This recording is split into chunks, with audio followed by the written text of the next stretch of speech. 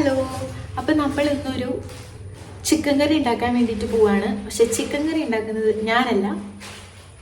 വാ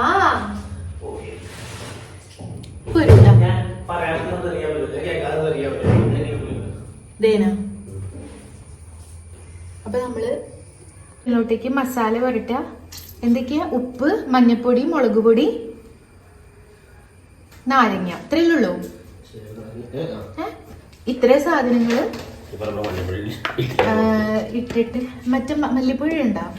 അപ്പൊ ഉപ്പ്, മഞ്ഞപ്പൊടി, മുളക് പൊടി, ചെറുനാരങ്ങ നീര് ഇല്ല. നമ്മൾ ചില സമയത്ത് വറക്കുമ്പോ കറി മസാല മല്ലിപ്പൊടി ഇടും, ഇഞ്ചി വെളുത്തുള്ളി പേസ്റ്റ് ഇടും. അപ്പൊ ഇത്രയും സാധനങ്ങൾ മിക്സ് ചെയ്തിട്ട് ഒന്ന് കുറച്ചു നേരം വെക്കാൻ വേണ്ടിട്ട് പോവാണ്. ഇത് മറ്റേത് മാറ്റി വെച്ചിരിക്കുന്നതാണ് കേട്ടോ. ചിക്കൻ പുറത്ത് വെച്ചത് കുറച്ച് നേരം ആയിട്ടുണ്ട്. ഇത് നമ്മളപ്പം ഫ്രൈ ചെയ്യാൻ വേണ്ടിയിട്ട് പോവാണ്.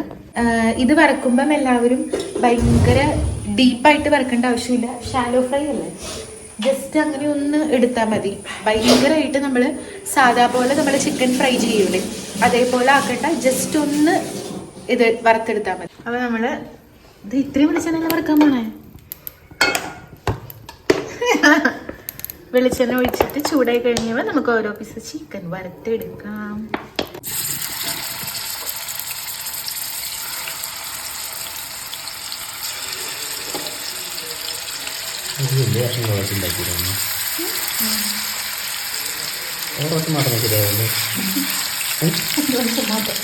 ഏട്ടൻ എന്നോട് കയറി വേഗം എന്നോട് പറയാണ്ട് വേഗം ഇട്ടുകൊണ്ട് എനിക്കിത് തുടക്കം മുതൽ ഇടാൻ പറ്റിയില്ല. നമ്മൾ ആ എണ്ണയിലോട്ട്, ചിക്കൻ വറുത്ത എണ്ണയിലോട്ട് തന്നെ മുഴുവൻ മസാല, ഗ്രാമ്പു, ഏലക്ക, പട്ട, ബേലീസ് അതൊക്കെ ഇട്ടൊന്ന് പൊട്ടിച്ചിട്ട് ഒരു 4 സവാള നൈസായിട്ട് അരിഞ്ഞത് ഇട്ട് കൊടുക്കുന്നുണ്ട്. നന്നായിട്ട് വഴറ്റണം.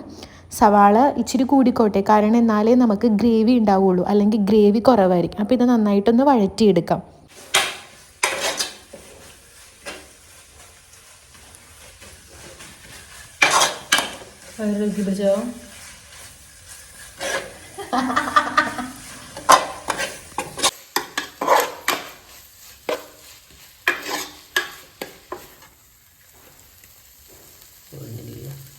പിന്നെ ഇതിലേക്ക് നമ്മൾ കുറച്ച് ഇഞ്ചി വെളുത്തുള്ളിയും കൂടെ ചതച്ചിട്ടിട്ടുണ്ടായിരുന്നു കേട്ടോ. പിന്നെ പൊടികളായിട്ട് നമ്മൾ മഞ്ഞൾപ്പൊടി, മുളക് പൊടി, മല്ലിപ്പൊടി, കറി മസാല ഇതൊക്കെയാണ് ആഡ് ചെയ്ത് കൊടുക്കുന്നത്. പിന്നെ ഇവിടെ അപ്പുറം കുറച്ച് ചിക്കൻ മസാല ഇരിക്കാനുണ്ട്. അപ്പോൾ ഇച്ചിരി ആർഭാടായിക്കോട്ടെ എന്ന് ഓർത്തിട്ട് കുറച്ച് ചിക്കൻ മസാല കൂടെ നമ്മൾ ആഡ് ചെയ്ത് കൊടുക്കുന്നത്. ഇതിൻ്റെ അളവ് ഏകദേശം പറഞ്ഞു കഴിഞ്ഞാൽ ഒരു 2 സ്പൂൺ മല്ലിപ്പൊടി, 1.5 സ്പൂൺ മുളക് പൊടി, അര സ്പൂണിനേക്കാളും കുറച്ചും കൂടെ കൂടുതൽ മഞ്ഞൾപ്പൊടി, പിന്നെ ഒരു കുഞ്ഞ് സ്പൂണാണ് നമ്മളുടെ, ആ ഒരു കുഞ്ഞ് സ്പൂണിൽ കറി മസാല കൂടെ ആഡ് ചെയ്യുന്നുണ്ട്. എന്നിട്ട് ഇതൊക്കെ അതിലേക്ക് ഇട്ടിട്ട് ഒന്ന് പച്ചമണം മാറുന്നത് വരെ ഇളക്കിക്കൊണ്ടിരിക്കുക. ചിക്കൻ കറിയിൽ എൻ്റെ ഏട്ടൻ എക്സ്പേർട്ടാണ് കേട്ടോ ഉണ്ടാക്കാൻ. അടിപൊളിയാണ് ഉണ്ടാക്കി കഴിഞ്ഞാൽ. അതിൻ്റെ പച്ചമണം മാറണ വരെ നമ്മളൊന്ന് ഇളക്കിയൊക്കെ കൊടുത്ത് എല്ലാം കഴിഞ്ഞ് ഇനിയിപ്പം നമ്മളിവിടെ ഒരു 2 തക്കാളി, നമ്മൾ നല്ല പഴുത്ത തക്കാളി ആയിരുന്നു കേട്ടോ ഞാൻ അരിഞ്ഞ്, അതുകൊണ്ട് എനിക്കറിയാം. 2 പഴുത്ത തക്കാളി അതിൻ്റെ ഉള്ളിലേക്ക് നമ്മൾ അരിഞ്ഞിട്ട് കൊടുക്കുന്നുണ്ട്.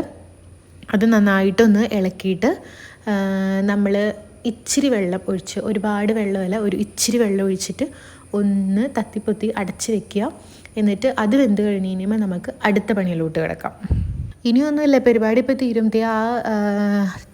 തക്കാളി വെന്ത് കഴിയുമ്പോൾ നമ്മൾ വറുത്ത് വെച്ചിരിക്കുന്ന ചിക്കൻ അതിലേക്ക് തട്ടി കൊടുക്കുക. പിന്നെ ഒരു 10-15 മിനിറ്റ് ആ സാധനം അവിടെ കിടന്നോട്ടെ. അപ്പോഴത്തേക്ക് നന്നായിട്ട് വെന്തൊക്കെ ഒന്ന് നന്നായിട്ട് ഒരു തിക്ക് ഗ്രേവി ആയിട്ട് വരും. ഇത് നമ്മൾ ഓൾറെഡി ഒരു പകുതിയോളം വേവിച്ചിട്ടുണ്ടല്ലോ. അപ്പോൾ ചില ആൾക്കാർക്ക് ചിക്കൻ കുറച്ചും കൂടെ വേവണം, ചിലവർക്ക് അത്ര കണ്ട് വേവണ്ടല്ലോ.